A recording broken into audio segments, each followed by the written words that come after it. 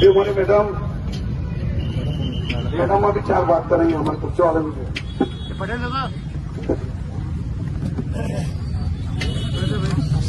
ಎಲ್ರಿಗೂ ನಮಸ್ಕಾರ. ಇವತ್ತು ಬಾಗಲಕೋಟ್ ಕುರ್ಚಿ ಹೊಸ ರೈಲ್ವೆ ಮಾರ್ಗಕ್ಕಾಗಿ 9 ದಿನಗಳಿಂದ ಕುತ್ಕುದಿನವರಾಗ್ಲಿ ಅವರಾಗ್ಲಿ ಪ್ರತಿದಿನ ನಮ್ಗೆ ಫೋನು ವಿಡಿಯೋಸ್ ಫೋಟೋಸನ್ನ ಕಳಿಸ್ತಾನೆ ಇರ್ತಾರೆ. ಒಂದು ಸಮಾಜಕ್ಕಾಗಿ ಒಂದು ಹೋರಾಟ ಮಾಡ್ತಾ ಇದ್ದಾರೆ ತಮ್ಮೆಲ್ಲರಿಗೋಸ್ಕರ. ಯಾಕಂದ್ರೆ ಬಿಸಿನೆಸ್ ಆಗ್ಲಿ, ಸ್ಟೂಡೆಂಟ್ಸ್ ಆಗ್ಲಿ, ಡಾಕ್ಟರ್ಸ್ ಆಗ್ಲಿ, ಅವ್ರಿಗೆಲ್ರಿಗೂ ಮಹಿಳೆಯರಿಗೆ ಸ್ಕೂಲ್ಗೆ ಕಾಲೇಜ್ಗೆ ಹೋಗ್ಲಿಕ್ಕೆ ಬರ್ಲಿಕ್ಕೆ ಅವ್ರಿಗೆ ಅನುಕೂಲ ಆಗುತ್ತೆ. ಹೆಚ್ಚಿನ ಪ್ರಮಾಣದಲ್ಲಿ ಕುರ್ಚಿ ರೈಲ್ವೆ ಸ್ಟೇಷನ್ ಅಲ್ಲಿ ಅತ್ಯಂತ ಹೆಚ್ಚು ಪ್ಯಾಸೆಂಜರ್ ಟ್ರೈನ್ಗಳು ಹಾಗೂ ಗೂಡ್ಸ್ ಟ್ರೈನ್ಗಳು ಇಲ್ಲಿ ಬರ್ತಾ ಇರ್ತವೆ. ಈ ರೈಲ್ವೆ ಲೈನ್ ಸ್ಯಾಂಕ್ಷನ್ ಆಗಿದ್ದು 2010-11ರಲ್ಲಿ. ಅದು ಯುಕೆ ಗವರ್ಮೆಂಟ್ ಅಲ್ಲಿದ್ದಾರೆ. ಅವಾಗ ಕುತ್ಕುದಿನವ್ರು ಹೇಳಿದ್ರು 800 ಕೋಟಿ ವೆಚ್ಚದಲ್ಲಿ ಇತ್ತು. ಹಾಗೆ ಮತ್ತೆ ರಿವೈಸ್ಡ್ ಆಗಿ ಈಗ ಮತ್ತೆ ಆ ವೆಚ್ಚ ಏನು ಅಮೌಂಟ್ ಏನಿದೆ ಅದು 1000 ಕೋಟಿಯಲ್ಲಿ ಹೋಗ್ತಾ ಇದೆ ಈಗ. ಸೊ ಅದಕ್ಕಾಗಿ ಎಲ್ಲ ಟ್ಯಾಕ್ಸ್ ಪೇಯರ್ಸ್ ಮನಿ ಇದು.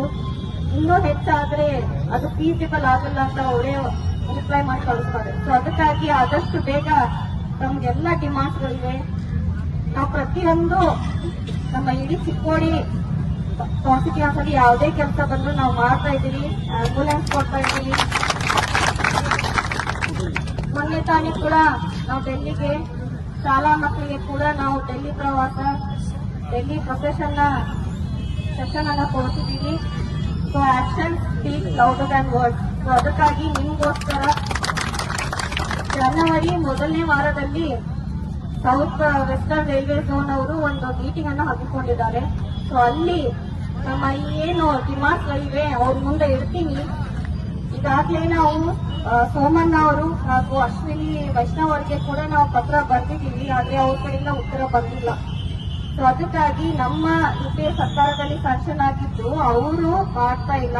ಕಾಮಗಾರಿ ಕೂಡ ಬಹಳ ಸ್ಲೋ ಆಗಿ ನಡೀತಾ ಇದೆ. ಕುತ್ಕುದಿನವ್ರು ಹೇಳ್ದಂಗೆ ಬಾಗಲಕೋಟ್ ಇಂದ ಲೋಕಾಪುರ್ ತನಕ ಅವರಿಗೆ ಬಾಗಲಕೋಟ್ ಡಿಸ್ಟಿಕ್ ವರೆಗೆ ಅಷ್ಟೇ ಕಾಮಗಾರಿ ನಡೀತಾ ಇದೆ. ನಮ್ಮ ಬೆಳಗಾವಿ ಜಿಲ್ಲೆ ಏನು ಈ ಕಡೆ ಆಗ್ಬೇಕು ಕುರ್ಚಿವರೆಗೆ ಅದು ಕೆಲಸ ಕಾಮಗಾರಿ ಆಗ್ತಾ ಇಲ್ಲ. ಸೊ ಹಾಗಾಗಿ ಆ ಮುಂದಿನ ಮೀಟಿಂಗ್ ಏನಿದೆ ಮೊದಲನೇ ವಾರದಲ್ಲಿ ಇದೆ. ಸೊ ಅಲ್ಲಿ ತಮ್ಮ ಏನ್ ಡಿಮಾಂಡ್ ಅಮೃತ್ ಯೋಜನೆ ಆಗ್ಲಿ, ಫೆಸಿಲಿಟೀಸ್ ಆಗಲಿ, ಟಾಯ್ಲೆಟ್ ಆಗಲಿ, ನಾವು ಲಾಸ್ಟ್ ಟೈಮ್ ಹೇಳಿದ್ರು ಪ್ರೆಗ್ನೆನ್ಸಿ ವುಮನ್ಸ್ಗೆ ಅವ್ರಿಗೆ ಹತ್ಲಿಕ್ಕೆ ಕಷ್ಟ ಆಗ್ತಾ ಇದೆ, ಅದನ್ನು ಕೂಡ ನಾವು ಎಲ್ಲ ಮುಂದೆ ಇರ್ತೀವಿ. ಅವರು ರಿಪ್ಲೈ ಆದಷ್ಟು ಸಾಧ್ಯವಾದಷ್ಟು ತಮಗೋಸ್ಕರ ನಾವು ಇದನ್ನ ಮಾಡ್ತೀವಿ ಅಂತ ನಾನು ವೇದಿಕೆ ಮುಖಾಂತರ ಹೇಳಿದ್ದ ಪ್ರಶ್ನೆ. ಯಾಕಂದ್ರೆ ತಾವು ಜವಾಬ್ದಾರಿ ಕೊಟ್ಟಿದ್ದೀರಾ, ಒಂದು ದೊಡ್ಡ ಜವಾಬ್ದಾರಿ ಇದು. ಅದಕ್ಕಾಗಿ ನಮ್ಮ ವತಿಯಿಂದ ಮತ್ತೆ ತಂದೆ ಕೂಡ ಅವರು ಸಪೋರ್ಟ್ ಕೂಡ ಇದೆ.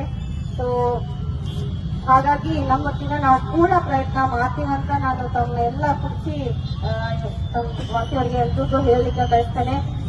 ಹಾಗೇನೆ ಜಾಸ್ತಿ ವೆಚ್ಚದಲ್ಲಿ ಆಗಬಾರ್ದು, ಆದಷ್ಟು ಬೇಗ ಇದನ್ನ ಮುಗಿಸುವಂತ ಕಾರ್ಯಗಳನ್ನ ಮಾಡ್ತೀವಿ. 2027ಕ್ಕೆ ಈ ಕಾಮಗಾರಿ ರೈಲ್ವೆ ಹೊಸ ಕಾಮಗಾರಿ ಮುಗಿಯಬೇಕಂತ ನಂದು ಕೂಡ ಆಸೆ ಇದೆ.